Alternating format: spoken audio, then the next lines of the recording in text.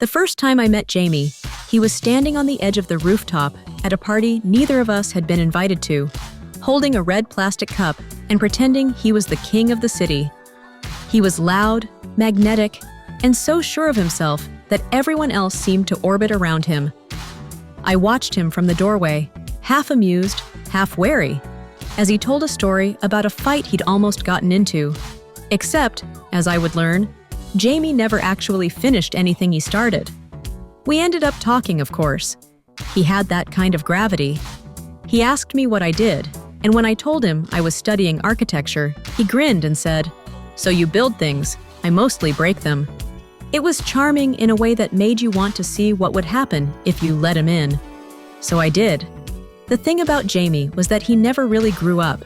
He had a boyish smile, a closet full of sneakers, and a habit of leaving his cereal bowls in the sink for someone else to deal with.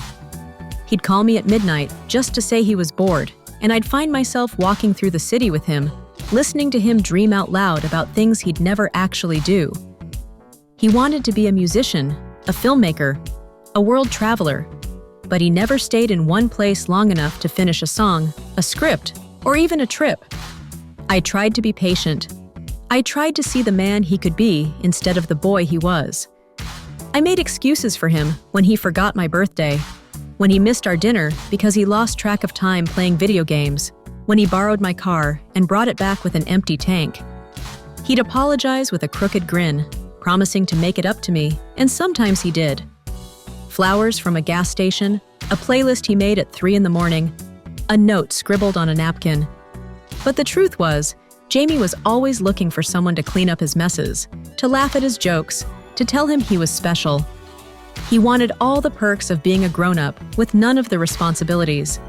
He'd talk about his exes like they were villains in his story, never once wondering if maybe he was the common denominator. He'd pout when things didn't go his way, and if I ever called him out, he'd sulk or disappear for a few days, then come back like nothing had happened. One night, after another party where Jamie drank too much and made a scene, I found myself sitting on the curb outside his apartment, staring at the city lights. He came out, plopped down next to me, and said, "Why are you mad?" "I was just having fun." I looked at him, really looked at him, and realized I was tired. Tired of being the adult in the relationship, tired of carrying the weight he refused to lift. "I can't keep doing this, Jamie," I said quietly. He looked confused, like I'd just spoken a foreign language. "Doing what?" "Being your babysitter," I said. "Cleaning up after you, waiting for you to grow up." He laughed, but it was hollow. "You're so serious all the time." "Someone has to be," I said. For a moment, he was silent. Then he shrugged, like it didn't matter. "If you want to leave, leave. I'll be fine." And that was it. No grand gesture, no apology, just the same old Jamie, untouched, unchanged, unwilling to see the part he played. I stood up, brushed off my jeans, and walked away. For the first time, I felt light. Jamie would go on, I knew, finding new people to orbit around him, new messes to make, new apologies to give. Maybe one day he'd figure it out, but I wasn't going to wait around to see.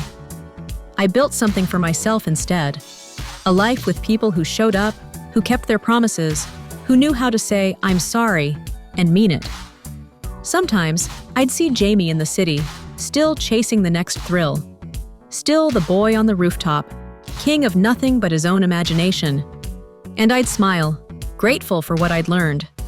That loving someone doesn't mean raising them, and that sometimes the bravest thing you can do is walk away.